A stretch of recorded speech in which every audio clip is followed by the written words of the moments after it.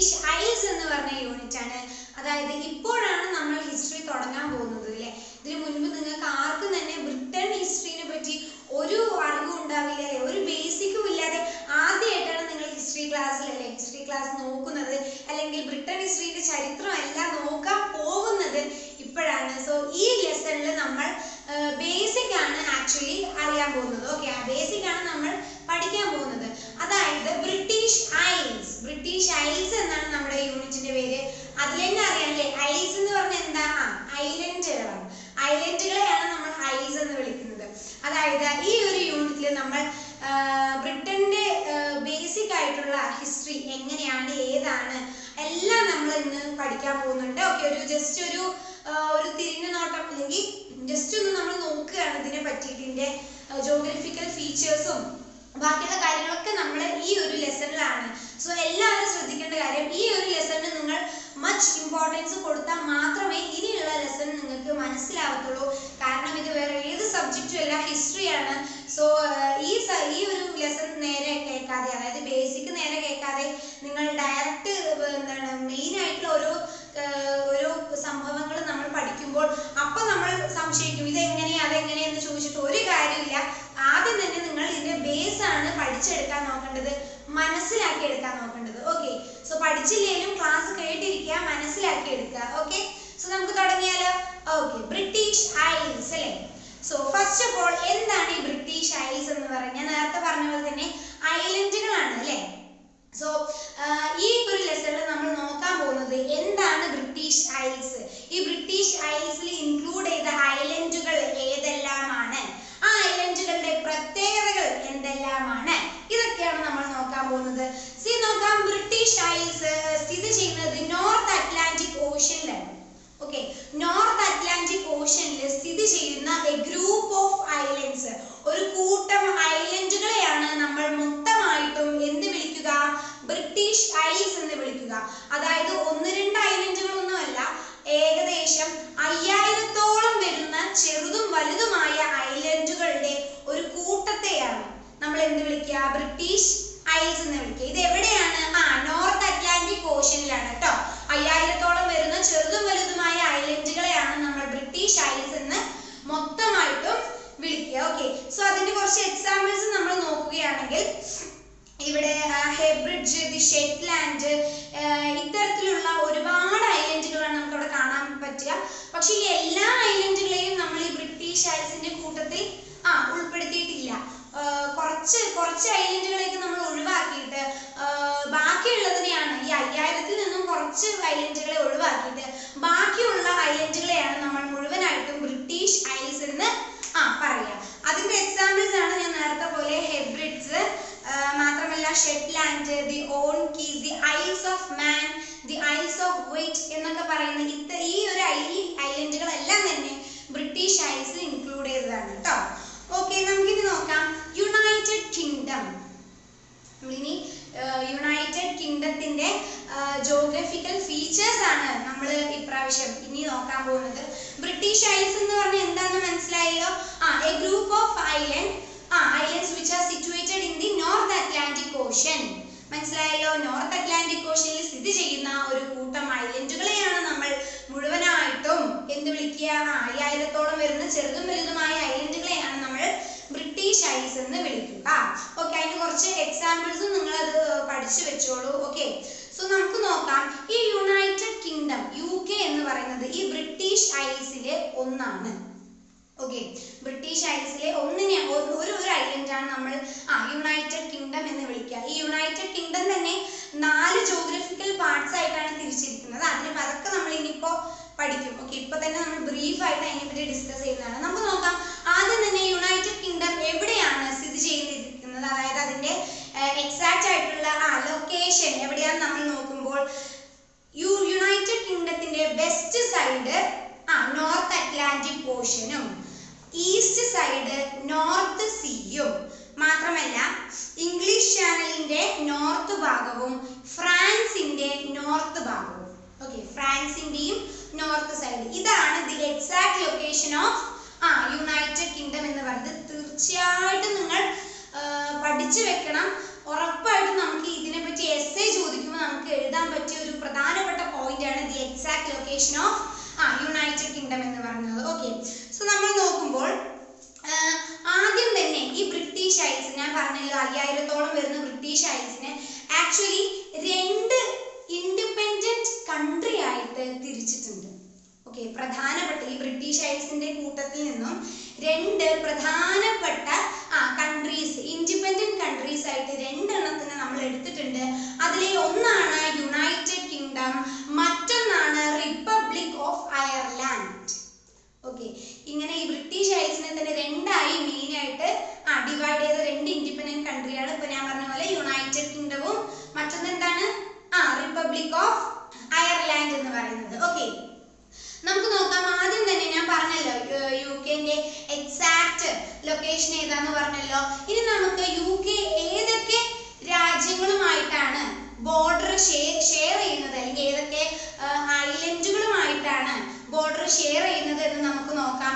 First of all നിങ്ങൾ മനസ്സിലാക്കി എടുക്കേണ്ടത് ഈ ഐലൻഡുകളൊക്കെ നിൽക്കുന്നത് എവിടെയാണ്? ഇതിന്റെയൊക്കെ ചുറ്റിലും എന്താ? കടലാണ് ഇതിന്റെ ചുറ്റിലും. ഓക്കെ, സോ ബോർഡറിന്റെ ഇഷ്യൂ വരുമ്പോൾ യുകെ ആകെ ഒരേ ഒരാളുമായിട്ടുമാണ് ലാൻഡ് ബോർഡർ എന്ത് ചെയ്യുന്നത്, ഷെയർ ചെയ്യുന്നത്. ഓക്കെ, ലാൻഡ് ബോർഡർ ഷെയർ ചെയ്യുന്നത് ആരുമായിട്ട് മാത്രമാണ്? അയർലാൻഡുമായിട്ട് മാത്രമാണ് യുകെ ലാൻഡ് ബോർഡർ ഷെയർ ചെയ്യുന്നത്. ശ്രദ്ധിക്കണം, ലാൻഡ് ബോർഡർ. ഓക്കെ, മറ്റുള്ള തരത്തിൽ അതായത് ജലസ്രോതസ്സുകൾ കൊണ്ടുള്ള ബോർഡർ ഷെയർ ചെയ്യുന്ന രാജ്യങ്ങളാണ് ഫ്രാൻസ്, ജർമ്മനി, ഡെൻമാർക്ക്, ബെൽജിയം എന്നീ തരത്തിലുള്ള രാജ്യങ്ങളുമായിട്ടൊക്കെ യുകെ ലാൻഡ് ബോർഡർ ഷെയർ ചെയ്യുന്നില്ല. പക്ഷെ മാരിടൈം ബോർഡേഴ്സ് യുകെ ഷെയർ. ഇവിടെ ശ്രദ്ധിക്കേണ്ട ഒരു കാര്യം എന്താണെന്ന് വെച്ചാൽ യുകെ ലാൻഡ് ബോർഡർ ഷെയർ ചെയ്യുന്നത് അയർലാൻഡിന്റെ ഒപ്പമാണെന്ന് ഞാൻ പറഞ്ഞു അല്ലേ. പക്ഷേ ബാക്കിയുള്ള രീതിക്ക്, അതായത് മാരിടൈം ബോർഡേഴ്സ് ഷെയർ ചെയ്യുന്ന രാജ്യങ്ങൾ അത് ഏതാന്ന് നമുക്ക് നോക്കിയാലോ. അതിൽ ഉൾപ്പെടുന്നതാണ് ബെൽജിയം, ജർമ്മനി, ഡെൻമാർക്ക്, ഫ്രാൻസ് എന്നീ രാജ്യങ്ങളൊക്കെ യുകെയുമായിട്ട് ലാൻഡ് ബോർഡർ അല്ല മറിച്ച് മെറിടൈം ബോർഡേഴ്സ് ഷെയർ ചെയ്യുന്ന രാജ്യങ്ങളാണ്. മനസ്സിലായല്ലോ? ഓക്കെ, സോ ഞാൻ നേരത്തെ പറഞ്ഞ പോലെ തന്നെ ഇനി രണ്ടാമത്തെ ഇൻഡിപെൻഡന്റ് കൺട്രി ആയിട്ട് കണക്കൂടുന്ന ഏതാണ്? റിപ്പബ്ലിക് ഓഫ് അയർലാൻഡ് ആണ് അല്ലെ.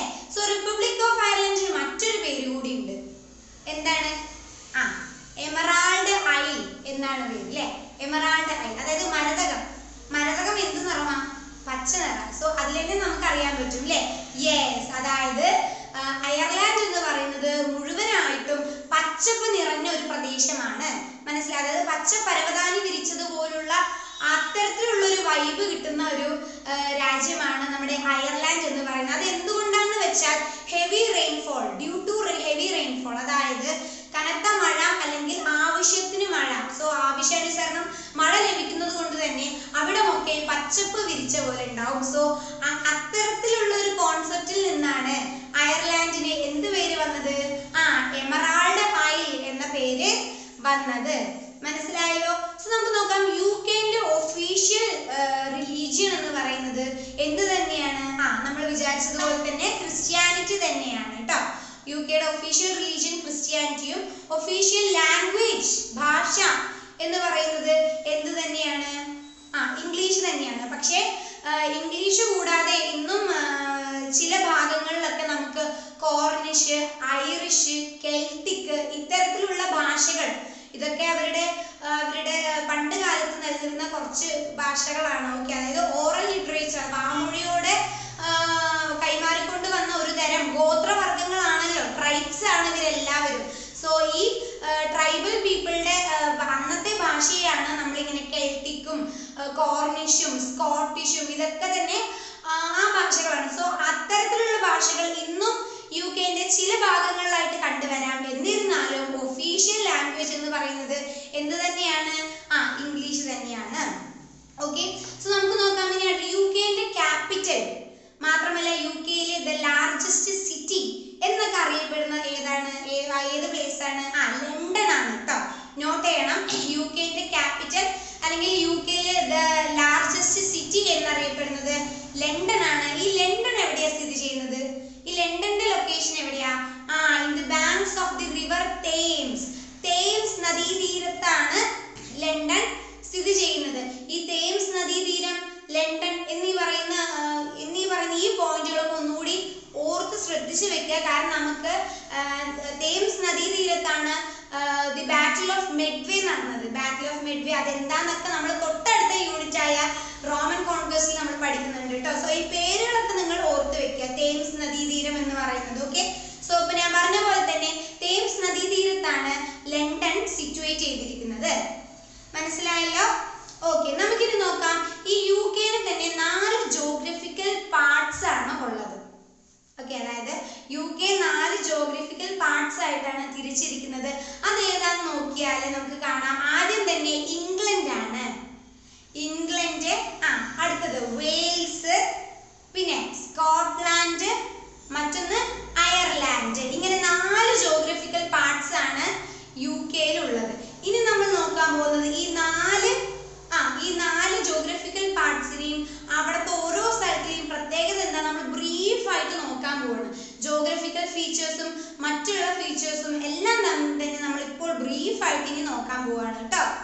സോ ആദ്യം തന്നെ ഇംഗ്ലണ്ട് ആണ് നമ്മൾ നോക്കാൻ പോകുന്നത്. ഇംഗ്ലണ്ടിന്റെ ജോഗ്രഫിക്കൽ ഫീച്ചേഴ്സും മറ്റുള്ള ഫീച്ചേഴ്സ് എല്ലാം തന്നെ നമ്മൾ ഇനി ഇപ്പോൾ ഡിസ്കസ് ചെയ്യാൻ പോവാണ് കേട്ടോ. സോ നമുക്ക് നോക്കാം. ഇംഗ്ലണ്ട് എന്ന് പറയുന്നത് യുണൈറ്റഡ് കിങ്ഡത്തിലെ ഏറ്റവും ദി മോസ്റ്റ് ഇമ്പോർട്ടന്റ് പാർട്ടാണ്. ഓക്കെ, ഇംഗ്ലണ്ട് ആണ് UK-യിലെ ഏറ്റവും ഇമ്പോർട്ടന്റ് ആയിട്ടുള്ള ഒരു ഭാഗം എന്ന് പറയുന്നത്.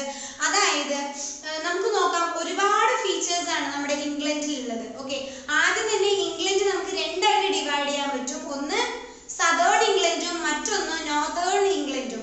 ഈ രണ്ട് ഭാഗങ്ങളിലും ഒരുപാട് പ്രത്യേകതകളാണ് ഉള്ളത്. അതായത് വ്യത്യസ്തതരമായിട്ടുള്ള പ്രത്യേകതകളാണ് ഈ രണ്ട് ഭാഗത്തിലും ഉള്ളത്. ഓക്കെ, സോ നമുക്ക് നോക്കാം.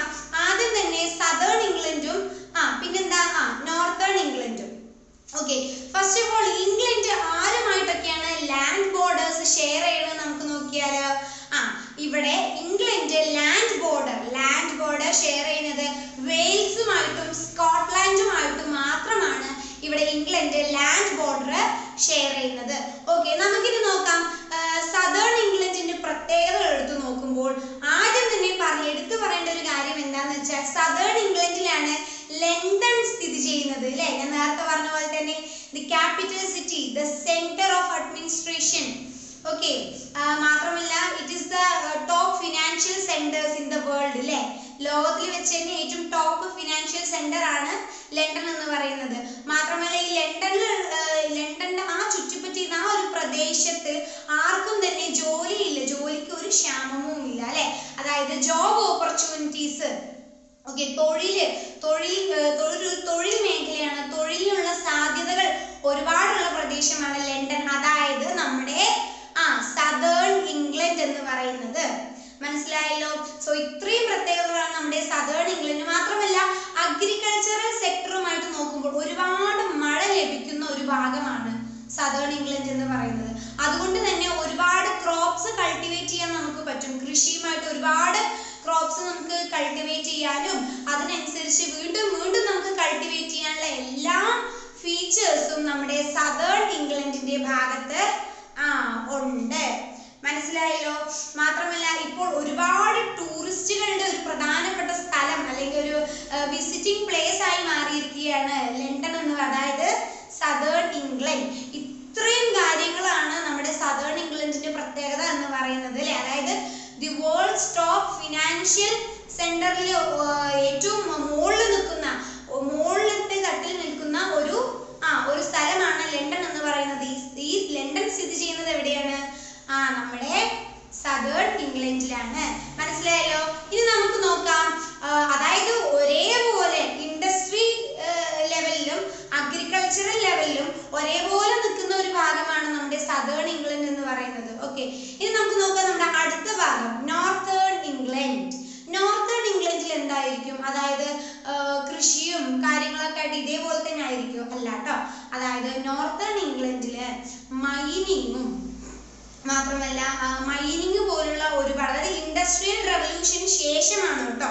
ഓക്കെ, ഇൻഡസ്ട്രിയൽ റെവല്യൂഷന് ശേഷം മൈനിങ്ങും മാത്രമല്ല ഇത്തരത്തിലുള്ള പ്രവർത്തികളോട് അനുബന്ധിച്ചിട്ടുള്ള ഒരുപാട് കാര്യങ്ങളാണ് നമ്മുടെ നോർത്തേൺ ഇംഗ്ലണ്ട് ഉപയോഗിക്കുന്നത്. ഓക്കെ, നോർത്തേൺ ഇംഗ്ലണ്ട് അതിന് മാത്രമായിട്ട് നമ്മൾ അവിടുത്തെ പ്രദേശവാസികൾ ഉപയോഗിച്ചു കൊണ്ടിരിക്കുകയാണ്. ഓക്കെ, സോ ഇതാണ്. അതായത് സദേൺ ഇംഗ്ലണ്ടിന്റെ ക്ലൈമറ്റ് എന്ന് പറയുന്നത് കുറച്ച് ടെമ്പറേച്ചർ ടെമ്പറേച്ചർ ആണ്. ഓക്കെ, ആവശ്യത്തിന് ടെമ്പറേച്ചർ ലഭിക്കുന്ന ഒരു പ്രദേശമാണ് സദേൺ ഇംഗ്ലണ്ട്. എന്നാൽ നോർത്തേൺ ഇംഗ്ലണ്ടിന്റെ ക്ലൈമറ്റ് എടുത്ത് നോക്കുമ്പോൾ it is more wetter and moisture than the southern England. Northern ഇംഗ്ലണ്ടിന്റെ ഭാഗങ്ങൾ ഒരുപാട് വെറ്റർ ആണ്, ഒരുപാട് തണുത്ത ഒരു പ്രദേശമാണ് നമ്മുടെ നോർത്തേൺ ഇംഗ്ലണ്ട് എന്ന് പറയുന്നത്. ഓക്കെ, സോ ഇത്രയും കാര്യങ്ങളാണ് നമ്മുടെ ഇംഗ്ലണ്ടിനെ പറ്റി പഠിക്കാനുള്ളത്. ഓക്കെ, മാത്രമല്ല ഇവിടെ ശ്രദ്ധിക്കേണ്ട ഒരു കാര്യം പോപ്പുലേഷന്റെ കാര്യത്തിലും അല്ലെ, പോപ്പുലേഷന്റെ കാര്യത്തിലും ഇംഗ്ലണ്ട് മുന്നിലായിരിക്കും. കാരണം ലണ്ടൻ എന്ന് പറഞ്ഞ സിറ്റിയിലാണ് അവിടെ ഉള്ളതിൽ വെച്ചിട്ട് ഏറ്റവും കൂടുതൽ പോപ്പുലേഷൻ നമുക്ക് കാണാൻ സാധിക്കുന്നത്. മനസ്സിലായല്ലോ? സോ ഇത്രയും പ്രത്യേകതകളാണ് ഇംഗ്ലണ്ടിനുള്ളത്. അതായത് ജോഗ്രഫിക്കൽ പരമായിട്ടും ഇൻഡസ്ട്രിയൽ പരമായിട്ടും ഒരുപാട് പ്രത്യേകതകളാണ് നമ്മുടെ ഇംഗ്ലണ്ടിനുള്ളത്. അതായത് യു കെ എന്ന ആ ഒരു കൺട്രിയെ പറ്റി, ഇൻഡിപെൻഡന്റ് കൺട്രിയെ പറ്റി നമ്മൾ പഠിക്കുമ്പോൾ ആദ്യം തന്നെ നമ്മൾ എടുത്തു പരിശോധിക്കേണ്ട ഒരു ചരിത്രമാണ് നമ്മുടെ ഇംഗ്ലണ്ടിൻ്റെത്. മനസ്സിലായല്ലോ?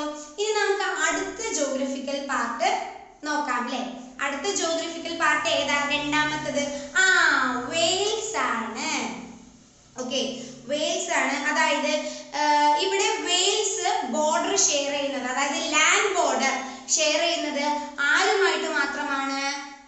ഇംഗ്ലണ്ടുമായിട്ട് മാത്രമാണ് ഇവിടെ വെയിൽസ് ലാൻഡ് ബോർഡർ ഷെയർ ചെയ്യുന്നത്. മനസ്സിലായല്ലോ? ഈ വെയിൽസിന്റെ പ്രത്യേകതകൾ എന്താന്ന് വെച്ചാൽ ഒരുപാട് മൗണ്ടെയിൻസും ഒരുപാട് കുന്നുകളും ഒരുപാട് മലകളും അത്തരത്തിൽ നിറഞ്ഞു കിടക്കുന്ന ഒരു പ്രദേശമാണ് വെയിൽസ് എന്ന് പറയുന്നത്. അതായത് ഞാൻ പറഞ്ഞിരുന്നു ഇംഗ്ലണ്ടിന്റെ ഒരു പ്രധാനപ്പെട്ട സിറ്റിയാണ് എന്ത്? ലണ്ടൻ എന്ന് ഞാൻ പറഞ്ഞിരുന്നു അല്ലെ. അതേപോലെ തന്നെ വെയിൽസിലെ ഒരു പ്രധാനപ്പെട്ട സിറ്റിയും മാത്രമല്ല വെയിൽസിലെ തന്നെ സെന്റർ ഓഫ് അഡ്മിനിസ്ട്രേഷൻ, അതൊക്കെ അത്രയും കാര്യങ്ങളുള്ളത് ഏത് സ്ഥലത്തിനാ? കാർഡിഫ്. ഏതാണ്? കാർഡിഫ് എന്ന് പറഞ്ഞ സിറ്റിയാണ് വെയിൽസിനുള്ളിൽ വെച്ച് ഏറ്റവും പ്രധാനപ്പെട്ട സിറ്റി ആയിട്ട് കണക്കൂട്ടുന്നത്. മനസ്സിലായല്ലോ? അതായത് ആദ്യകാലത്തൊക്കെ വെയിൽസിന്റെ ചരിത്രം എടുത്ത് നോക്കുകയാണെങ്കിൽ ആദ്യകാലത്തൊക്കെ വെയിൽസിലെ പ്രദേശവാസികൾ അവിടെ അഗ്രികൾച്ചർ, കൃഷിയോടനുബന്ധിച്ചും കാറ്റിൽ റിയറിംഗ്, കന്നുകാലികളെ വളർത്തിയും അത്തരത്തിലുള്ള ട്രഡീഷണൽ രീതികളായിരുന്നു. മനസ്സിലായോ? അത്തരത്തിലുള്ള ട്രഡീഷണൽ രീതികൾ ഫോളോ ചെയ്ത് വന്ന അവർക്ക് പെട്ടെന്ന്, അതായത് ഇൻഡസ്ട്രിയൽ റവല്യൂഷന് ശേഷം പെട്ടെന്ന് ആ പ്രദേശം മൊത്തമായിട്ടും മൈനിങ്ങിനും മറ്റുള്ള ഇൻഡസ്ട്രിയൽ ആവശ്യങ്ങൾക്കായിട്ടും പെട്ടെന്ന് തന്നെ വെയിൽസ് മുഴുവനായിട്ടും അതിന് കീഴടങ്ങുകയാണ് ചെയ്തത്. അതായത് പിന്നീട് ആരും തന്നെ ട്രഡീഷണൽ രീതികളായ ഇത്തരത്തിലുള്ള അഗ്രികൾച്ചർ അതിനൊക്കെ അത്തരത്തിലൂടെ ഉപജീവന മാർഗം കണ്ടെത്തുന്ന ആൾക്കാർ അതിൽ നിന്നും ഒഴിഞ്ഞു മാറുകയും പിന്നീട് ആ സ്ഥലം മുഴുവനായിട്ടും, അതായത് വെയിൽസ് ഇന്നറിയപ്പെടുന്നത് ഒരിക്കലും ഒരു അഗ്രികൾച്ചറൽ സെക്ടർ ആയിട്ടല്ല, ഇന്നറിയപ്പെടുന്നത് മൈനിങ്ങിന്റെ അതുപോലെ അതിനോടനുബന്ധിച്ച പ്രവർത്തികളുടെ ഒക്കെ സെന്റർ ആയിട്ടാണ് ഇന്നത്തെ വെയിൽസ് അറിയപ്പെടുന്നത്. മനസ്സിലായല്ലോ? അതായത് എല്ലാവരും അവിടെയുള്ള ആൾക്കാരൊക്കെ ഏറെക്കുറെ ട്രഡീഷണൽ ആയിട്ടുള്ള അത്തരത്തിലുള്ള കാറ്റിൽ റിയറിംഗ്, കന്നുകാലികളെ വളർത്തലും കൃഷിയും എല്ലാം തന്നെ പതിയെ ഉപേക്ഷിച്ചിരുന്നു. അതായത് ഇന്ന് നമ്മുടെ വെയിൽസിനെ നമ്മൾ അറിയപ്പെടുന്നത് മൈനിങ്ങിന്റെയും ഇൻഡസ്ട്രിയലൈസേഷന്റെയും എല്ലാത്തിന്റെയും ഒരു സെന്റർ ആയിട്ടാണ് ഇന്ന് കാണുന്ന വെയിൽസ് മാറിയിരിക്കുന്നത്. സോ ഇനി മൂന്നാമത്തെ ജോഗ്രഫിക്കൽ പാർട്ടാണ് നമ്മൾ നോക്കിയത്. എന്താണ്? സ്കോട്ട്ലാൻഡ്. ഇനി അടുത്ത് നോക്കാൻ പോകുന്നത് സ്കോട്ട്ലാൻഡിന്റെ ജോഗ്രഫിക്കൽ ഫീച്ചേഴ്സും മറ്റുള്ള ഫീച്ചേഴ്സും ആണ് നോക്കാൻ പോകുന്നത്. നമുക്ക് നോക്കാം സ്കോട്ട്ലാൻഡ് എവിടെ സ്ഥിതി ചെയ്യുന്നു. അതായത് ബ്രിട്ടന്റെ നോർത്ത് ഭാഗത്തായിട്ടാണ് എന്ത് സ്ഥിതി ചെയ്യുന്നത്? സ്കോട്ട്ലാൻഡ് സ്ഥിതി ചെയ്യുന്നത്. മനസ്സിലായല്ലോ? മാത്രമല്ല യുണൈറ്റഡ് കിങ്ഡത്തിന്റെ 32% ലാൻഡും ആരുടെ സ്വന്തമാണ്? സ്കോട്ട്ലാൻഡിന്റെ സ്വന്തമാണ്. അപ്പൊ നമ്മൾ വിചാരിക്കും അത്രയും ജനസംഖ്യ ആയിരിക്കും അവിടെ. ഒരിക്കലുമല്ല. അതായത് യുണൈറ്റഡ് കിങ്ഡത്തിന്റെ 32% ലാൻഡും സ്കോട്ട്ലാൻഡിനാണെങ്കിലും അവിടെ വെറും പോപ്പുലേഷൻ എന്ന് പറയുന്നത് വെറും 9% മാത്രമാണ്. അതായത് ചുരുക്കം പറഞ്ഞാൽ യുണൈറ്റഡ് കിങ്ഡത്തിലെ ഏറ്റവും ലീസ്റ്റ് പോപ്പുലേഷൻ ഉള്ളത്, ജനസംഖ്യ ഏറ്റവും കുറവുള്ളത് എവിടെയാണ്? സ്കോട്ട്ലാൻഡിലാണ്. മനസ്സിലായല്ലോ? ഇനി നമുക്ക്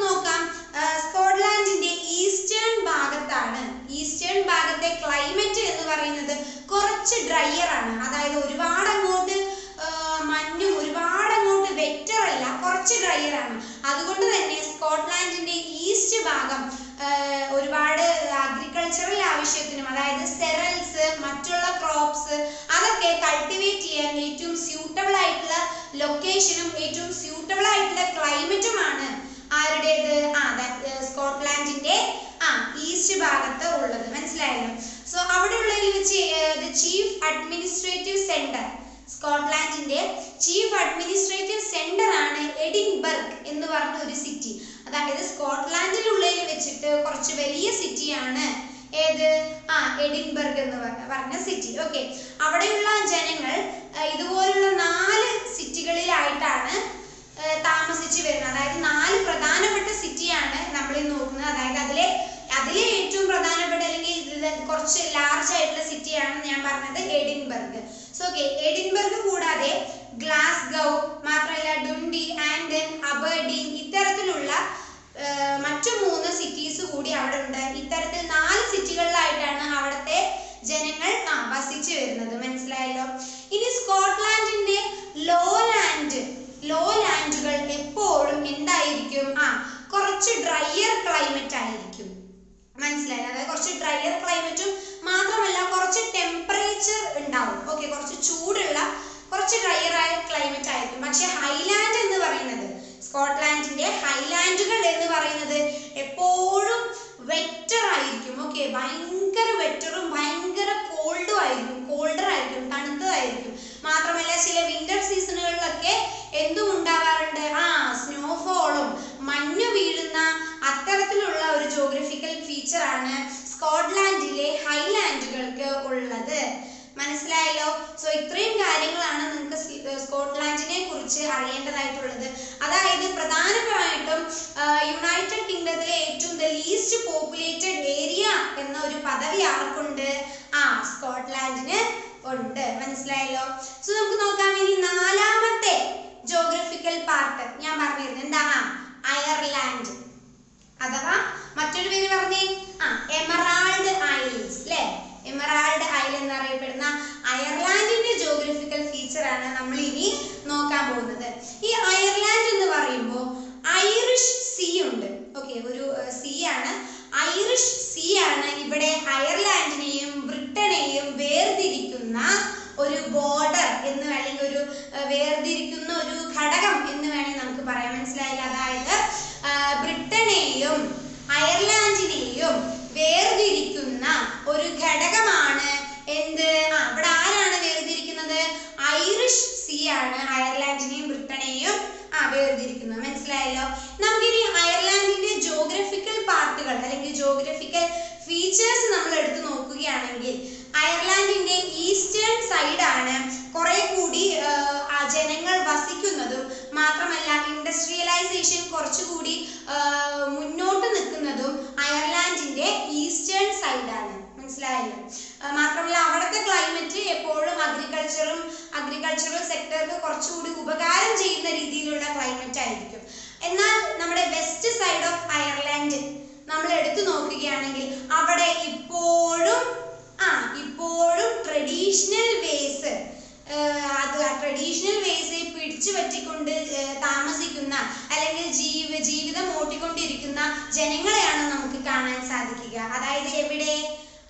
അയർലാൻഡിന്റെ വെസ്റ്റ് സൈഡ് എന്ന് പറയുന്നത് ഇപ്പോഴും ട്രഡീഷണൽ വേസ് ആയ കുറച്ച് കാറ്റിൽ റിയറിംഗ്, കന്നുകാലികളെ വളർത്തലും അത്തരത്തിലുള്ള കൃഷിയുമായിട്ട് ബന്ധപ്പെട്ട് കിടക്കുന്ന കുറച്ച് പരിപാടികളും, മാത്രമല്ല ഇവിടെ ഷീപ്പ്, ആടുകളെയും മാനുകളെയും ഫാം ചെയ്യുക. Okay, farming, sheep and dear farming, ഇതെല്ലാം തന്നെ ഇത്രയും കാര്യങ്ങൾ ചെയ്തുകൊണ്ട് തന്നെ അവരുടെ ജീവിതമാർഗം ഓട്ടിക്കൊണ്ടിരിക്കുന്ന ജനങ്ങളെയാണ് നമുക്ക് ഇപ്പോഴും വെസ്റ്റ് സൈഡിൽ, അയർലാൻഡിന്റെ വെസ്റ്റ് സൈഡിൽ നമുക്ക് കാണാൻ പറ്റുക.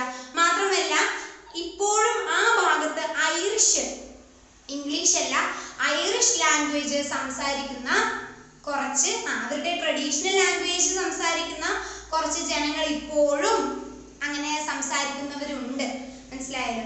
മാത്രമല്ല അവരുടെ ഭക്ഷണ രീതി എന്ന് പറയുന്നത് പൊട്ടേറ്റോസ്, ഉരുളക്കിഴങ്ങ് ഒരു സമയത്ത്, അതായത് ഇവരുടെ ട്രഡീഷണൽ സ്റ്റേപ്പിൾ ഫുഡ് ആയിരുന്നു ഈ ഉരുളക്കിഴങ്ങ് പുഴുങ്ങിയെടുത്ത് അത്തരത്തിലുള്ള ഒരു ഭക്ഷണം. ഓക്കെ, അത് ഇപ്പോഴും ആ ഭാഗത്തിലുള്ള അതായത് വെസ്റ്റ് സൈഡിലുള്ള ആൾക്കാര് കഴിക്കുന്നുണ്ട് എന്നതാണ്. അതായത് മുഴുവനായിട്ടും അവരിപ്പോഴും ട്രഡീഷണൽ വേസ് അനുസരിച്ചുകൊണ്ട് ജീവിച്ചുകൊണ്ടിരിക്കുന്ന ഒരു ജനക്കൂട്ടത്തെയാണ്. ഭക്ഷണത്തിൽ പോലും അല്ലെ, ഭക്ഷണത്തിൽ പോലും ട്രഡീഷണൽ മാർഗം നോക്കിക്കൊണ്ടിരിക്കുന്ന ഒരു ജനക്കൂട്ടത്തെയാണ് അയർലാൻഡിന്റെ വെസ്റ്റ് സൈഡിൽ നമുക്ക് കാണാനായിട്ട് സാധിക്കുന്നത്. മനസ്സിലായല്ലോ. ഇനി നമുക്ക് നോക്കാം എമറാൾഡ് ഐൽസ് എന്ന പേര് എങ്ങനെയാ വന്നത്. അതായത് നമ്മുടെ അയർലാൻഡിൽ they have plenty of rain, ഒരുപാട് മഴ ലഭിക്കുന്ന ഒരു പ്രദേശമാണ് നമ്മുടെ അയർലാൻഡ് എന്ന് പറയുന്നത്. അതുകൊണ്ട് തന്നെ ഒരുപാട് കുഞ്ഞു കുഞ്ഞു ചെടികളും ഒരുപാട് കുഞ്ഞു കുഞ്ഞു പുല്ലുകളും അതൊക്കെ പരവതാനി വിരിച്ച പോലെ ഓക്കെ അത്തരത്തിലൊരു പച്ചപ്പാണ് മുഴുവനായിട്ടും. അതുകൊണ്ടാണ് എമറാൾഡ് ഐൽ എന്ന് നമ്മുടെ അയർലാൻഡിനെ വിളിക്കാൻ കാരണം. അതായത് മരതകം പച്ച അല്ലെ, പച്ച നിറമാണ് മരതകത്തിന് അല്ലെ. അതുകൊണ്ടാണ് ഇത്രയും ഹെവി റെയിൻഫോൾ കിട്ടുന്നത് കൊണ്ടാണ്, ഇത്രയും പച്ചപ്പ് നിറഞ്ഞത് കൊണ്ടാണ് അയർലാൻഡിനെ എന്ത് വിളിക്കുന്നത്, എമറാൾഡ് ഐൽ എന്ന് വിളിക്കുന്നത് അല്ലെ. സോ ഇതാണ് നമ്മുടെ 4 ജോഗ്രഫിക്കൽ ഫീച്ചേഴ്സ്, അതായത് 4 ജോഗ്രഫിക്കൽ പാർട്സ്. ഓക്കെ, ഈ പാർട്ടുകളുടെ ഫീച്ചേഴ്സ് ആണ് നമ്മൾ നോക്കിയത്. ഈ 4 എണ്ണത്തിന്റെയും ഫീച്ചേഴ്സ്, ജോഗ്രഫിക്കൽ ഫീച്ചേഴ്സ്, മറ്റുള്ള ഫീച്ചേഴ്സ് എല്ലാം തന്നെ നമ്മളിപ്പോൾ ഡിസ്കസ് ചെയ്തു. നിങ്ങൾക്ക് ഇത് മനസ്സിലായി എന്ന് വിചാരിക്കുന്നു. ദയവേത് അതായത് തീർച്ചയായിട്ടും നിങ്ങളിത് നന്നായി മനസ്സിലാക്കി പഠിക്കുക തന്നെ വേണം. കാരണം ഇത്രയും കാര്യങ്ങൾ നിങ്ങൾ മനസ്സിലുണ്ടെങ്കിൽ ഇനി എടുക്കുന്ന ഹിസ്റ്ററി ക്ലാസ്സുകൾ നിങ്ങൾക്ക് മനസ്സിലാക്കാൻ പറ്റും. ഞാൻ നേരത്തെ പറഞ്ഞതുപോലെ ഇതാണ് ബേസ്. ഓക്കെ, സോ നിങ്ങൾ മനസ്സിലാക്കണം. ഇനി നമുക്ക് നോക്കാം കുറച്ച് ഹിസ്റ്റോറിക്കൽ മോണുമെന്റ്സ്, അതായത് UK-യിലുള്ള കുറച്ച് ഹിസ്റ്റോറിക്കൽ മോണുമെന്റ്സ്, കുറച്ച് കോട്ടകളും, അതായത് ചരിത്രത്തോടനുബന്ധിച്ച് ഇന്നും അവിടെ നിലനിന്നുകൊണ്ടിരിക്കുന്ന കുറച്ച് ഹിസ്റ്റോറിക്കൽ മോണുമെന്റ്സിനെ പറ്റിയിട്ടാണ് നമ്മൾ ഇനി അടുത്തതായിട്ട് ഡിസ്കസ് ചെയ്യാൻ പോകുന്നത്. സോ നമ്മൾ ആദ്യത്തെ ഹിസ്റ്റോറിക്കൽ മോണുമെന്റ് നോക്കാൻ പോവുകയാണ്. ഇത് വെറും ഒരു ഹിസ്റ്റോറിക്കൽ മോണുമെന്റ് അല്ല, ഇതൊരു പ്രീ ഹിസ്റ്റോറിക്കൽ മോണുമെന്റ് ആണ്. മനസ്സിലായല്ലോ. അതായത് സ്റ്റോൺ ഹെഞ്ച്, അതിനെ പറ്റിയാണ് നമ്മളിപ്പോ സംസാരിക്കുന്നത്. സ്റ്റോൺ ഹെഞ്ച് എന്ന് പറയുന്നത് ഇംഗ്ലണ്ടിലെ സാലിസ്ബറി പ്ലെയിനിലുള്ള ഒരു ഹിസ്റ്റോറിക്കൽ മോണുമെന്റ് ആണ് സ്റ്റോൺ ഹെഞ്ച് എന്ന് പറയുന്നത്. ഈ മോണുമെന്റ് ഉണ്ടാക്കിയിരിക്കുന്നത് റോക്സ് കൊണ്ടാണ്. ഓക്കെ, സ്റ്റോണുകൾ കൊണ്ട്, കല്ലുകൾ കൊണ്ടാണ്, വലിയ വലിയ കല്ലുകൾ കൊണ്ടാണ് ഈ സ്റ്റോൺ ഹെഞ്ച് നിർമ്മിക്കപ്പെട്ടിരിക്കുന്നത്. നമ്മൾ ഇപ്പോൾ വിശ്വസിക്കുന്നത്, അതായത് പണ്ട് കാലത്തുള്ള ക്രിസ്ത്യൻസ് അവരുടെ ഒരു എന്താ പറയുക, ഒരു റിലീജിയസ് പ്ലേസ് ആയിട്ടാണ് അവർ അതിനെ, അതായത് ഈ സ്റ്റോൺ ഹെഞ്ചിനെ കണക്കാക്കിയിരിക്കുന്നത് എന്നാണ് നമ്മളിപ്പോൾ വിശ്വസിച്ചിരിക്കുന്നത്. എക്സാക്ട്ലി യഥാർത്ഥത്തിൽ ഇത് എന്തിനുള്ളതാണ്, ഇത് അവരെന്തിനാ സൃഷ്ടിച്ചത് എന്ന് നമുക്ക് കണ്ടുപിടിക്കാനായിട്ടില്ല. പക്ഷെ ലഭിച്ച വിവരങ്ങൾക്കനുസരിച്ച് ഇത് റിലീജിയസ് പ്ലേസ്, അന്നത്തെ ക്രിസ്ത്യൻസ് ഒരു റിലീജിയസ് പ്ലേസ് ആയിട്ടാണ് കണക്ക് കൂട്ടിയിരിക്കുന്നത് എന്ന് നമുക്ക് ഇതിൽ നിന്നും കിട്ടിയ വിവരങ്ങളിൽ നിന്നും നമുക്ക് മനസ്സിലാക്കാൻ സാധിച്ചിട്ടുണ്ട്. ഇനി നമുക്ക് ഈ സ്റ്റോൺ ഹെഞ്ചിന്റെ ഓരോ ഫീച്ചേഴ്സ്, പ്രത്യേകതകൾ എന്താന്ന് നമുക്ക് നോക്കിയാലോ. അതായത് ആക്ച്വലി വെർട്ടിക്കലി സ്റ്റോൺസുകൾ ഇങ്ങനെ നിർത്തിയേക്കുവാണ്. മനസ്സിലായോ. അതിന്റെ ഹൈറ്റ് എന്ന് പറയുന്നത് 13 അടി ഹൈറ്റും, ഓക്കെ 13 അടി ഹൈറ്റും 7 ഇഞ്ച് 7 അടി വീതിയുമാണ് ഈ വെർട്ടിക്കലി നിർത്തിയിരിക്കുന്ന ഈ കല്ലുകളുടെ അളവ് എന്ന് പറയുന്നത്. മാത്രമല്ല ഇതിന്റെ വെയിറ്റ് നോക്കുമ്പോൾ ഏകദേശം 25 ടൺ വെയിറ്റ് ആണ് അതിൽ ആ സ്റ്റോൺ ഹെഞ്ചിലുള്ള ഓരോ കല്ലിന്റെയും വെയിറ്റ് വരുന്നത്. മനസ്സിലായോ. ഇതിനൊക്കെ ശേഷം ഇതിന്റെ ഒക്കെ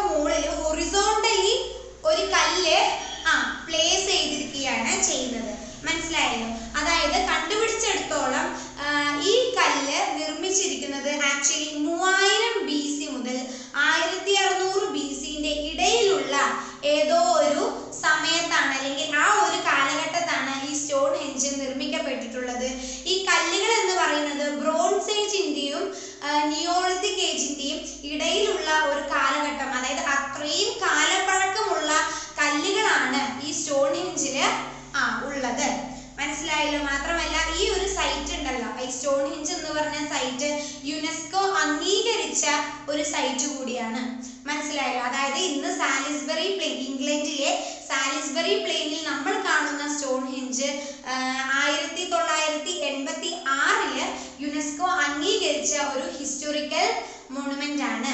മനസ്സിലായല്ലോ? ഓക്കെ, സോ നമുക്കിനി അടുത്ത ഒരു ഹിസ്റ്റോറിക്കൽ മോണുമെന്റിനെ പറ്റി നമുക്ക് നോക്കാം. The Tower of London. Okay, the Tower of London അതാണ് നമ്മുടെ അടുത്ത ഹിസ്റ്റോറിക്കൽ മോണുമെന്റ്. ഈ ഒരു ഫോർട്ട് ഇതൊരു കോട്ടയാണ്. മനസ്സിലായോ? ഇതൊരു കോട്ട അല്ലെങ്കിൽ ഒരു പാലസ് എന്നൊക്കെ നമുക്ക് വിളിക്കുന്ന അത്തരത്തിലുള്ള ഒരു സ്റ്റൈലാണ് ഈ ടവർ ഓഫ് ലണ്ടൻ ഉള്ളത്. അതായത് ഇതിന് ഏകദേശം 900 വർഷം പഴക്കമാണ് നമ്മുടെ ഈ ടവർ ഓഫ് ലണ്ടന് ഉള്ളത്. ഇതിന്റെ ഉള്ളിലാണ് ഒരു വൈറ്റ് ടവർ ഉണ്ട്. ഓക്കെ, ഇതിന്റെ ഉള്ളിൽ വൈറ്റ് ടവർ ഉണ്ട്. ഈ വൈറ്റ് ടവർ എന്ന് പറയുന്നത് പണ്ട് മുതലേ, അതായത് നിർമ്മിച്ച മുതലേ ഒരുപാട് ഇമ്പോർട്ടൻസ് ഉള്ള ഒരു ടവറാണിത്. മനസ്സിലായോ? അതായത് ഒരുപാട് കാര്യങ്ങളാണ് ആ വൈറ്റ് ടവറിൽ നടന്നുകൊണ്ട് വന്നത്. അതായത് ഫോർ എക്സാമ്പിൾ നമ്മൾ നോക്കുകയാണെങ്കിൽ ഓരോ കാലഘട്ടത്തും അതായത് ഒരു കാലഘട്ടത്തിൽ ഇതൊരു റെക്കോർഡ് ഓഫീസായിട്ട് ഉപയോഗിച്ചിരുന്നു. ഓക്കെ, മറ്റൊരു കാലഘട്ടത്തിൽ ഇതൊരു റോയൽ റെസിഡൻസ് ആയിട്ടും ഉപയോഗിച്ചിരുന്നു. മനസ്സിലായോ? ഈ കോട്ട കെട്ടിയ ആളാരാ? ഈ നിർമ്മിച്ച ആളാരാ? വില്യം ദി കോൺക്കറർ ആണ്. ഓക്കെ, വില്യം ഒന്നാമനാണ്. ആരാണ് ഈ വില്യം ദി കോൺക്കറർ എന്നൊക്കെ നമ്മൾ ഇനി അടുത്ത യൂണിറ്റിലൊക്കെ നമുക്ക് പഠിക്കാനുണ്ട്. ഓക്കെ, അതായത് നോർമൻ കോൺക്വസ്റ്റ്, നോർമൻസ് ബ്രിട്ടനെ ഇൻവേഡ് ചെയ്ത ഒരു സമയം ഉണ്ടായിരുന്നു. ഓക്കെ, സോ അതിന്റെ ആദ്യത്തെ രാജാവാണ്. അതായത് ഒരുപാട് കാര്യങ്ങളുണ്ട്. ഫ്യൂഡലിസം തകർത്തു, മറ്റൊരു മനോറിയൽ സിസ്റ്റം തന്നെ അദ്ദേഹം ഉണ്ടാക്കി. അങ്ങനെ ഒരുപാട് പ്രത്യേകതകളുണ്ട്. അതൊക്കെ നമുക്കിനി അടുത്ത വരുന്ന ലെസൺസിൽ നമുക്ക് പഠിക്കാനുണ്ട്. സോ ആദ്യം മനസ്സിലാക്കേണ്ട വില്യം കോൺക്കറർ, വില്യം ഒന്നാമനാണ് ദി ടവർ ഓഫ് ലണ്ടൻ നിർമ്മിച്ചിരിക്കുന്നത്. ഓരോ കാലഘട്ടത്തായിട്ട് ഈ ഒരു കാസ്റ്റലിന് ഒരുപാട് ഉപയോഗങ്ങളുണ്ട്. ഓക്കെ, ഒരു റെക്കോർഡ് ഓഫീസ് ആയിട്ടും ഒരു റോയൽ റെസിഡൻസ് ആയിട്ടും ഒരു ട്രൂപ്പുകളുടെ ഒക്കെ ഒരു സ്ഥലമായിട്ടും അങ്ങനെ ഓരോ കാലഘട്ടത്തിൽ ഇതിന് ഓരോ തരം ഉപയോഗങ്ങളാണ്. മനസ്സിലായല്ലോ? ഓക്കെ, സോ നമുക്കിനി അടുത്ത ഹിസ്റ്റോറിക്കൽ മോണുമെന്റിനെ പറ്റി നോക്കാം. Warwick castle. ഓക്കെ, അതായത് വാർവിക് കാസ്റ്റൽ എന്ന് പറയുന്നത് ഇതേപോലെ തന്നെ നമ്മുടെ ടവർ ഓഫ് ലണ്ടൻ അതുപോലെ തന്നെ വില്യം ഒന്നാമൻ, ഓക്കെ, വില്യം ഒന്നാമൻ കെട്ടിയ മറ്റൊരു കൊട്ടാരമാണ് നമ്മുടെ ഈ വാർവിക് കാസ്റ്റൽ എന്ന് പറയുന്നത്. എന്തിനാണ് ഇത് ഉപയോഗിച്ചു വന്നിരുന്നത് എന്ന് നമുക്ക് ചരിത്രം എടുത്തു നോക്കുകയാണെങ്കിൽ നമുക്ക് മനസ്സിലാക്കാം. വില്യം ഒന്നാമൻ അദ്ദേഹത്തിന്റെ ഏൾസ്, അതായത് ഭയങ്കര പവർഫുൾ ആയിട്ടുള്ള ഏൾസിന് താമസിക്കാൻ വേണ്ടി ഒരു വീട് എന്നുള്ള ആ ഒരു സെറ്റപ്പിൽ പണിത ഒരു കൊട്ടാരമാണ് ഏത്? വാർവിക് കാസ്റ്റൽ എന്ന് പറയുന്നത്. ആർക്ക് വേണ്ടിയിട്ടാണ് വില്യം ഒന്നാമൻ അല്ലെങ്കിൽ വില്യം ദി കോൺക്കറർ ഈ ഒരു കാസ്റ്റൽ നിർമ്മിച്ചത്? എന്തിനു വേണ്ടിയിട്ടായിരുന്നു? ഞാൻ പറഞ്ഞ പോലെ തന്നെ പവർഫുൾ ഏൾസ്, ഭയങ്കര ശക്തരായ ഏൾസിന് താമസ സൗകര്യം, താമസിക്കാനായിട്ട് ഒരു വീട് പോലുള്ള രൂപത്തിലാണ് ഈ വാർവിക് കാസ്റ്റൽ. ആ ഒരു ഉദ്ദേശം കൊണ്ടാണ് ഈ വാർവിക് കാസ്റ്റൽ വില്യം ഒന്നാമൻ പണി കഴിപ്പിച്ചിരിക്കുന്നത്. മനസ്സിലായല്ലോ? പിന്നീട് ഈ ഏൾസ് ഒക്കെ ഭയങ്കര ക്രൂരമായ രീതിക്കൊക്കെയാണ് മരണപ്പെട്ടതും കൊല്ലപ്പെട്ടതും. ഓക്കെ, സോ അതൊക്കെ നമുക്ക് പിന്നീട് നോക്കാം. സോ ഇപ്പൊ മനസ്സിലായല്ലോ വാർവിക് കാസ്റ്റലിന്റെ ഫീച്ചേഴ്സ് നമ്മൾ നോക്കി. ഇനി അടുത്തത് നമുക്ക് നോക്കാനുള്ളത് Stratford upon Avon. Okay, Stratford upon Avon എന്തുകൊണ്ടാണ് ഇത്തരത്തിലൊരു പേര് വരാൻ കാരണം? ഈ ഒരു കാസ്റ്റല് എവിടെയാണ് സ്ഥിതി ചെയ്യുന്നത്? ഏവൺ നദീ തീരത്താണ് സ്റ്റാർട്ട്ഫോർഡ് അപ്പോൺ ഏവൺ എന്ന് പറഞ്ഞ ഈ കാസ്റ്റല് സ്ഥിതി ചെയ്യുന്നത്. സ്റ്റാർട്ട്ഫോർഡ് എന്ന് പറയുമ്പോൾ തന്നെ നമുക്ക് ചില കാര്യങ്ങൾ ഓർമ്മ വരണം. ആസ് എ ലിറ്ററേച്ചർ സ്റ്റുഡന്റ് നമ്മൾക്ക് തീർച്ചയായിട്ടും ഓർമ്മ വരേണ്ടതാണ്. സ്റ്റാർട്ട്ഫോർഡ് എന്ന സ്ഥലത്തിന്റെ പ്രത്യേകത ആർക്കെങ്കിലും അറിയോ? ഓക്കെ, അതായത് വില്യം ഷേക്സ്പിയറിന്റെ ജനന സ്ഥലമാണ് സ്റ്റാർട്ട്ഫോർഡ് എന്ന് പറയുന്നത്. വില്യം ഷേക്സ്പിയർ ആരാണെന്ന് അറിയില്ലേ? അറിയാലോ. അതായത് സ്റ്റാർട്ട്ഫോർഡ് എന്ന സ്ഥലത്താണ് വില്യം ഷേക്സ്പിയർ ജനിച്ചത്. അദ്ദേഹത്തിന്റെ നാടായിട്ടാണ് ഇന്നും സ്റ്റാർട്ട്ഫോർഡ് അറിയപ്പെടുന്നത്. മനസ്സിലായല്ലോ? സോ അവിടെയുള്ള ഒരു കാസ്റ്റലാണ് നമ്മുടെ സ്റ്റാർട്ട്ഫോർഡ് അപ്പോൺ ഏവൺ എന്ന് പറയുന്ന കാസ്റ്റൽ. അതായത് ഏവൺ നദീ തീരത്താണ് ഈ ഒരു കാസ്റ്റൽ സ്ഥിതി ചെയ്തുകൊണ്ടിരിക്കുന്നത്. മനസ്സിലായോ? സോ നമ്മുടെ വില്യം ഷേക്സ്പിയറിന്റെ ജനന തീയതിയും മരണ തീയതിയും, അതായത് ആക്ച്വലി നമുക്ക് മരണ തീയതി മാത്രമേ അറിയുള്ളൂ, നമുക്ക് ജനന തീയതി അറിയില്ല. അതുകൊണ്ട് തന്നെ ഏപ്രിൽ 23-ാം തീയതി നമ്മൾ അദ്ദേഹത്തിന്റെ ജനന തീയതിയായിട്ടും അതേസമയം മരണ തീയതിയായിട്ടും രണ്ടും ഒരേ ദിവസമായിട്ടാണ് ഇന്ന് ലോകമെമ്പാടും ആഘോഷിക്കുന്നത്. അതായത് ഏപ്രിൽ 23. മറക്കരുത് കേട്ടോ. തീർച്ചയായിട്ടും ഒരു BA ഇംഗ്ലീഷ് ലിറ്ററേച്ചർ പഠിക്കുന്ന ഒരു സ്റ്റുഡന്റ് എന്തായാലും തീർച്ചയായിട്ടും അറിഞ്ഞിരിക്കേണ്ട ഒരു പോയിന്റ് ആണ് വില്യം ഷേക്സ്പിയറിന്റെ ജനന മരണ തീയതികൾ. അതായത് ഏപ്രിൽ 23. മനസ്സിലായല്ലോ. സോ ആ ഒരു തീയതി എന്ന് പറയുന്നത് സ്റ്റാറ്റ്ഫോർഡിൽ അദ്ദേഹത്തിന്റെ ജനന സ്ഥലത്ത് അവിടെയുള്ള ഒരുപാട് തിയേറ്ററുകളിൽ വില്യം ഷേക്സ്പിയറിന്റെ മേജർ വർക്ക്സുകളും ഒരുപാട് ഡ്രാമകളും എല്ലാം തന്നെ ആ ഒരു ദിവസം അവിടെ ഡിസ്പ്ലേ ചെയ്യാറുണ്ട്, അവിടെ പ്ലേ ചെയ്യാറുണ്ട്. ഓക്കെ, സോ ഇതാണ് നമ്മുടെ സ്റ്റാറ്റ്ഫോർഡ് അപ്പോൺ ഏവൺ എന്ന് പറഞ്ഞ ആ ഒരു ഹിസ്റ്റോറിക്കൽ മോണുമെന്റിന്റെ ഇമ്പോർട്ടൻസ് എന്ന് പറയുന്നത്. സോ ഇനി നമ്മൾ നോക്കാൻ പോകുന്ന അടുത്ത ഹിസ്റ്റോറിക്കൽ മോണുമെന്റ് ആണ് ഹാഡ്രിയൻസ് വാൾ എന്ന് പറയുന്നത്. ഓക്കെ, ഹാഡ്രിയൻസ് വാൾ. അത് ആ പേരിൽ തന്നെ ഉണ്ട്. ഈ ഒരു മതില് നിർമ്മിച്ചത് ആരാണ്? അത് റോമൻ എംപറർ ഹാഡ്രിയൻ. മനസ്സിലായല്ലോ. ഒരു റോമൻ എംപറർ ആയ ഹാഡ്രിയൻ ആണ് ഈ ഒരു ഹിസ്റ്റോറിക്കൽ ഇത്രയും ഭയങ്കര ഇംപ്രസീവ് ആയിട്ടുള്ള സ്ട്രക്ചർ ഉള്ള ഈ ഒരു ഹിസ്റ്റോറിക്കൽ മോണുമെന്റ് നിർമ്മിച്ചത്. മനസ്സിലായല്ലോ. അതായത് ഈ ഹാഡ്രിയൻസ് വാൾ എന്ന് പറഞ്ഞ ഈ മോണുമെന്റിന് ഒരുപാട് ചരിത്രമുണ്ട്. അതായത് നമ്മൾ അടുത്ത യൂണിറ്റില് റോമൻ ഇൻവെൻഷനെ പറ്റി വിശദമായിട്ട് നമുക്ക് പഠിക്കാനുണ്ട്. അതിനോടനുബന്ധിച്ച് നമുക്ക് റിലേറ്റ് ചെയ്ത് പഠിക്കാൻ പറ്റുന്ന ഒരു എക്സാമ്പിൾ ആണ് ഹാഡ്രിയൻസ് വാൾ എന്ന് പറയുന്നത്. അതായത് ബ്രിട്ടനെ 2 തവണയായിട്ട് റോമൻസ് എന്ത് ചെയ്തിട്ടുണ്ട്? ഇൻവേഡ് ചെയ്തിട്ടുണ്ട്. ഒന്ന് ജൂലിയസ് സീസറുടെ കീഴിലും മറ്റൊന്ന് അഗ്രിക്കോള എന്ന് പറഞ്ഞ രണ്ടാമത് ഇൻവേഡ് ചെയ്ത സമയത്ത് അവിടെ ഉണ്ടായിരുന്ന ഒരു ബ്രിട്ടൻ ഗവർണറിന്റെ പേരാണ് അഗ്രിക്കോള എന്ന് പറയുന്നത്. ഓക്കെ, സോ അദ്ദേഹത്തിനോടനുബന്ധിച്ച് അതായത് ബ്രിട്ടനിലേക്ക് പിഗ്സ്, സ്കോട്ട് എന്ന് പറഞ്ഞ ഈ 2 ട്രൈബൽ ഗ്രൂപ്പ്സ്, 2 ഗോത്രവർഗക്കാരുണ്ട്. അവരുടെ പേരാണ് ഞാനിപ്പോ പറഞ്ഞത്, പിഗ്സും സ്കോട്ട്സും. മനസ്സിലായല്ലോ. സോ ഇവരുടെ പ്രശ്നം, അതായത് ഇവരിങ്ങോട്ട് അറ്റാക്ക് ചെയ്യാൻ വരികയാണ് ബ്രിട്ടനെ. ഓക്കെ, തുടരെ ഇവർ അറ്റാക്ക് ചെയ്തുകൊണ്ടേയിരിക്കുക. കാരണം ഇവർക്ക് ബ്രിട്ടൻ വേണം. ഓക്കെ, പക്ഷെ റോമൻസ് നേരത്തെ തന്നെ ഇൻവേഡ് ചെയ്ത് കഴിഞ്ഞിരുന്നു. ഓക്കെ, സോ അതുകൊണ്ട് തന്നെ ഈ പിഗ്സിന്റെയും സ്കോട്ട്സിന്റെയും അവരുടെ ആ ഒരു ആക്രമണം തടുക്കാൻ വേണ്ടി ഒരു ബോർഡർ എന്നുള്ള ആ ഒരു രീതിക്ക് പണി കഴിച്ച ഒരു ഹിസ്റ്റോറിക്കൽ മോണുമെന്റ്, അല്ലെങ്കിൽ ആ ഒരു രീതിക്ക് പണി കഴിച്ച ഒരു വാളാണ് നമ്മൾ ഇന്ന് പേരിട്ടിരിക്കുന്ന ഹാഡ്രിയൻസ് വാൾ എന്ന് പറയുന്നത്. ഓക്കെ, സോ ഇതിന്റെ സ്ട്രക്ചർ എല്ലാം തന്നെ ഭയങ്കര ഇംപ്രസീവ് ആണ്. അതുകൊണ്ട് തന്നെ ആക്ച്വലി 1988 യുനെസ്കോ അംഗീകരിച്ച ഒരു മോണുമെന്റ് ആണ്, അല്ലെങ്കിൽ ഒരു സൈറ്റ് ആണ് ഹാഡ്രിയൻസ് വാൾ എന്ന് പറയുന്നത്.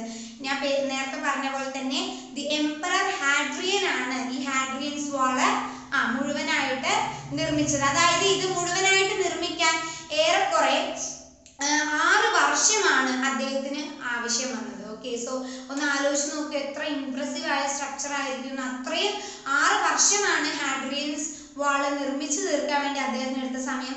ആക്ച്വലി ഇതിന്റെ മറ്റുള്ള ചരിത്രം, അതായത് ഹാഡ്രിയൻസ് വാളിന്റെ പിന്നെയുള്ള ചരിത്രം ഒരുപാട് വിശദീകരിച്ച് നമുക്ക് പഠിക്കാനുണ്ട്. അതെല്ലാം അതേപോലെ വിശദീകരിച്ച് നമ്മുടെ തൊട്ടടുത്ത യൂണിറ്റ് റോമൻ ഇൻവെൻഷനിൽ തന്നെ നമുക്ക് ഒരുപാട് പഠിക്കാനുണ്ട്. ഓക്കെ, സോ ഇപ്പോൾ ഇത്രയും തന്നെ നിങ്ങൾ മനസ്സിലാക്കി വെക്കുക. ഹാഡ്രിയൻസ് വാൾ എന്ന് പറയുന്നത് പണി കഴിച്ചത് എംപറർ ഹാഡ്രിയൻ ആണ്. ആരാണ് എംപറർ ഹാഡ്രിയൻ? ഒരു റോമൻ എംപറർ ആണ്. ഓക്കെ, റോമൻ എംപറർ ആണ്. എന്തിനാണ് ഇത് പണി കഴിച്ചത്? ഇത് പണി കഴിച്ചത് മറ്റൊന്നിനുമല്ല, ട്രൈബൽ ഗ്രൂപ്പ്സ് ആയ പിഗ്സിന്റെയും സ്കോട്ട്സിന്റെയും ആക്രമണങ്ങളെ തടുക്കാൻ വേണ്ടി മാത്രമാണ് ഈ ഇംപ്രസീവ് ആയിട്ടുള്ള സ്ട്രക്ചർ പണി കഴിപ്പിച്ചത്. അപ്പൊ മനസ്സിലായല്ലോ. ഓക്കെ, നമുക്കിനി അടുത്ത ഹിസ്റ്റോറിക്കൽ മോണുമെന്റ് എന്താന്ന് നോക്കാം. ഇതൊരു മോണുമെന്റ് അല്ല, ആക്ച്വലി ഒരു റെക്കോർഡ് ബുക്കാണ്. അതായത് ഡൂംസ്ഡേ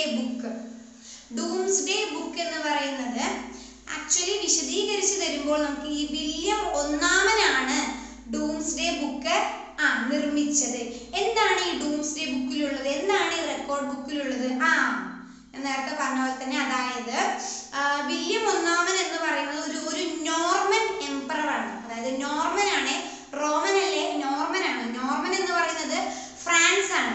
ഫ്രാൻസിൽ നിന്നും ഇങ്ങോട്ട് ബ്രിട്ടനെ ഇൻവേഡ് ചെയ്ത് പിടിച്ച് കൈക്കലാക്കി ഇവിടെ വന്ന് ഭരിച്ച, അതായത് ബ്രിട്ടനിൽ വന്ന് ഭരിച്ച ഒരു എംപറർ ആണ് വില്യം ദി കോൺക്കറർ അല്ലെങ്കിൽ വില്യം ഒന്നാമൻ എന്ന് വിളിക്കുന്ന ഇദ്ദേഹം. ബ്രിട്ടനിൽ എത്തിയതോടുകൂടി എന്തായി, ബ്രിട്ടനിൽ അതുവരെ നിലനിന്നിരുന്ന കുറച്ച് പോളിസികളും കുറച്ച് ടാക്സിൻ്റെതും കുറച്ച് ലാൻഡുമായിട്ട് ബന്ധപ്പെട്ട പോളിസീസും എല്ലാം തന്നെ അദ്ദേഹം മാറ്റിമറിക്കുകയാണ് ചെയ്തത്. എല്ലാം അദ്ദേഹത്തിന്റെ മാത്രം കൈപ്പിടിയിലാക്കി. അതായത് എല്ലാത്തിന്റെയും മുകളില് അദ്ദേഹമാണ്, അതായത് അദ്ദേഹം കൊടുത്തിരിക്കുന്ന ലാൻഡുകളുടെ കണക്കുകളും അദ്ദേഹം കൊടുത്ത ലാൻഡ് മറ്റുള്ളവർക്ക് പാട്ടത്തിന് കൊടുക്കുന്നുണ്ടെങ്കിൽ ആ പാട്ടത്തിന് കൊടുത്ത ആളുടെ ഡീറ്റെയിൽസും പേരും, എത്ര വാങ്ങി എത്ര കൊടുത്തു, ഇത്രയും റെക്കോർഡുകളാണ് ഡൂംസ്ഡേ ബുക്കിൽ അടങ്ങിയിട്ടുള്ളത്. ഒരു വലിയൊരു ബുക്കാണ്. അതായത് ആ ഒരു കാലഘട്ടത്തിൽ ഉണ്ടായിരുന്ന എല്ലാ ലാൻഡ് പോളിസിനെ കുറിച്ചുള്ള ആര് വാങ്ങി, എന്ത് വാങ്ങി, എത്ര കൊടുത്തു, എത്ര വാങ്ങി, അത്തരത്തിലുള്ള എല്ലാ റെക്കോർഡും ആ ഡൂംസ്ഡേ ബുക്കിലാണ് വില്യം ഒന്നാമൻ റെക്കോർഡ് ചെയ്ത് വെച്ചത്. അതുകൊണ്ട് തന്നെ അത് ഭയങ്കര ഇമ്പോർട്ടൻസ്, ഹിസ്റ്ററിയിൽ ഭയങ്കര ഇമ്പോർട്ടൻസ് കൊടുക്കാവുന്ന ഒരു മോണുമെന്റ് അല്ലെങ്കിൽ ഒരു പുസ്തകമായി, ഒരു റെക്കോർഡ് ബുക്കായിട്ട് മാറിയിരിക്കുകയാണ് ഡൂംസ്ഡേ ബുക്ക് എന്ന് പറയുന്നത്. മനസ്സിലായല്ലോ? അതായത് വില്യം ഒന്നാമൻ ബ്രിട്ടനെ ഇൻവേഡ് ചെയ്ത് വന്നിട്ട് ഒരുപാട് മാറ്റങ്ങൾ ഉണ്ടാക്കിയിട്ടുണ്ട്. സോ അതൊക്കെ നമുക്കിനി വിശദമായിട്ട് ഇനി വരുന്ന യൂണിറ്റുകൾ നമുക്ക് നോക്കാനുണ്ട്. ഓക്കെ, സോ അപ്പോഴൊക്കെ നിങ്ങൾ ഈ മോണുമെന്റിന്റെ പേരുകളൊക്കെ നിങ്ങൾ പഠിക്കും. അതൊക്കെ നമുക്ക് റിലേറ്റ് ചെയ്ത് പഠിക്കാൻ പറ്റുന്ന ടോപ്പിക്സ് ആണ് അല്ലേ, ഹിസ്റ്ററി അല്ലേ. സോ എന്തായാലും നമുക്ക് റിലേറ്റ് ചെയ്ത് പഠിക്കാൻ പറ്റുന്ന ഒരു ടോപ്പിക്കാണ്. ഓക്കെ, സോ നമുക്കിനി അടുത്ത ഹിസ്റ്റോറിക്കൽ മോണുമെന്റിനെ പറ്റി നോക്കാം. Saint Paul's Cathedral. ഒരു കത്തീഡ്രലാണ്, ഒരു പള്ളിയാണ്. ഈ പള്ളി എവിടെയാണ് സ്ഥിതി ചെയ്യുന്നത്? ലണ്ടനിലാണ് സ്ഥിതി ചെയ്യുന്നത്, സെന്റ് പൗൾ കത്തീഡ്രൽ എന്ന് പറയുന്നത്. അതായത് ഈ ഒരു കാലഘട്ടത്ത് ഒരുപാട് ഇമ്പോർട്ടൻസ് ഉള്ള, അതായത് ഒരുപാട് കാര്യങ്ങൾ നടക്കുന്ന ഒരു ഹിസ്റ്റോറിക്കൽ മോണുമെന്റ് ആയി മാറിയിരിക്കുകയാണ് സെന്റ് പൗൾ കത്തീഡ്രൽ എന്ന് പറയുന്നത്. ഇത് നിർമ്മിച്ച ആളും, അതായത് ഈ ഒരു കത്തീഡ്രല് നിർമ്മിച്ചതും ഡിസൈൻ ചെയ്തതും ഒരേ ഒരു വ്യക്തിയാണ്, അതായത് sir Christopher Wren. Sir Christopher Wren ആണ് ഈ കത്തീഡ്രൽ, അതായത് ഈ ലണ്ടനിലുള്ള ഈ സെന്റ് പൗൾ കത്തീഡ്രലെ ഡിസൈൻ ചെയ്തതും നിർമ്മിച്ചതും ഇദ്ദേഹമാണ്. മനസ്സിലായല്ലോ? ആക്ച്വലി ഈ ഒരു കത്തീഡ്രൽ എന്ന് പറയുന്നത് ഇംഗ്ലണ്ടിലെ തന്നെ സ്ട്രക്ചറുകളെ മറ്റുള്ള ലോകത്തിന് കാണിച്ചു കൊടുക്കുന്ന ഒരു മാസ്റ്റർ പീസ് ഐറ്റം ആയിട്ടാണ്. ആക്ച്വലി അത്രയും ഇമ്പോർട്ടൻസ് കൊടുത്തുകൊണ്ടാണ് നമ്മൾ ഈ സെന്റ് പൗൾ കത്തീഡ്രലെ കാണുന്നത്. അതായത് ഒരു റിലീജിയസ് പ്ലേസ് ആണല്ലോ, റിലീജിയസ് പ്ലേസ് മാത്രമായിട്ടല്ല കാണുന്നത്. അതായത് ഇതിന്റെ സ്ട്രക്ചർ ഇമ്പോർട്ടൻസ് മറ്റുള്ളവരെ കാണിക്കാൻ അത്രയും ഒരു മാസ്റ്റർ പീസ് ഐറ്റം ആണ്. ഇംഗ്ലണ്ടിന്റെ ഭയങ്കര ഇമ്പോർട്ടന്റ് ആയിട്ടുള്ള ഒരു മോണുമെന്റ് ആയിട്ടാണ് saint Paul's cathedral, ലണ്ടനിലുള്ള saint Paul's cathedral നമ്മൾ ഇന്നും കണ്ടുവരുന്നത്. ഓക്കെ, ഇന്ന് നമുക്ക് ഒരുപാട് പരിപാടികളാണ് ഈ സെന്റ് പൗൾസ് കത്തീഡ്രൽ ഈ ഒരു പള്ളിയിൽ നടക്കുന്നത്. അതായത് നാഷണൽ ആയിട്ടുള്ള പരിപാടികൾ, പ്രോഗ്രാംസ് എല്ലാം തന്നെ, ആഘോഷങ്ങൾ, മറ്റു പല ആഘോഷങ്ങളെല്ലാം തന്നെ ഈ ചർച്ചിൽ, ഈ ഒരു കത്തീഡ്രലിൽ വെച്ച് നടത്താറുണ്ട്. സോ മനസ്സിലായല്ലോ? ഇത്രയും ഞാൻ പറഞ്ഞ പാഠം, ഇത്രയും ഞാൻ പറഞ്ഞ കാര്യങ്ങൾ നിങ്ങൾ തീർച്ചയായിട്ടും മനസ്സിലാക്കി വെക്കേണ്ടതാണ്. ബേസ് ഇല്ലെങ്കിൽ നിങ്ങൾക്ക് ഈ ഹിസ്റ്ററി ആയിട്ട് മുന്നോട്ട് പോകാൻ ഒരിക്കലും പറ്റില്ല. അല്ലെങ്കിൽ നിങ്ങൾക്ക് ഇനി വരുന്ന ലെസൺസ് എടുക്കുമ്പോൾ നിങ്ങൾക്ക് എന്തായാലും കൺഫ്യൂഷൻ വരും, ഷുവർ ആണ്. പഠിച്ചില്ലെങ്കിലും നിങ്ങളിത് മനസ്സിലാക്കി വെക്കുക, കേട്ട് മനസ്സിലാക്കി നിങ്ങൾ ആ ലേണിംഗ് മെറ്റീരിയൽ എടുത്തൊന്ന് വായിച്ചൊന്ന് റെഫർ ചെയ്യാൻ നോക്കുക. എന്നാൽ മാത്രമേ മറ്റുള്ള സബ്ജക്റ്റുകൾ പോലെ എല്ലാ ഹിസ്റ്ററി നമുക്ക് എല്ലാം തന്നെ അങ്ങോട്ടും ഇങ്ങോട്ടും റിലേറ്റ് ആയിട്ട് ബന്ധപ്പെട്ട് കിടക്കുന്ന ഒരു സബ്ജക്റ്റാണ് ഹിസ്റ്ററി എന്ന് പറയുന്നത്, പ്രത്യേകിച്ച് ബ്രിട്ടീഷ് ഹിസ്റ്ററി. ഓക്കെ, സോ ഇന്നത്തെ ക്ലാസ് നിങ്ങൾക്ക് എല്ലാവർക്കും മനസ്സിലായി എന്ന് ഞാൻ വിചാരിക്കുന്നു. തീർച്ചയായിട്ടും നിങ്ങളത് മനസ്സിലാക്കി എടുക്കണം. കാരണം ഒരുപാട് ആവശ്യങ്ങളുണ്ട്. നമുക്കിനി എക്സാം ഒക്കെ ഒരുപാട് ഇനി വരാൻ കിടക്കുകയാണ്. സോ അതിനൊക്കെ നമുക്ക് നന്നായി എഴുതാൻ സാധിക്കണമെങ്കിൽ തീർച്ചയായിട്ടും നിങ്ങൾ ഈ ക്ലാസ്സുകളൊക്കെ മനസ്സിലാക്കി എടുക്കുക. അതിനുശേഷം തന്നെ നിങ്ങൾ ആ ലേണിംഗ് മെറ്റീരിയൽ എടുത്തൊന്ന് വായിച്ചു നോക്കുക, വായിച്ച് മനസ്സിലാക്കുക, ഡൗട്ട്സ് ഒക്കെ ക്ലിയർ ചെയ്യുക. ഓക്കെ, സോ ഇനി അടുത്ത ഒരു ലെസണുമായി കാണുന്നവരെ ബൈ.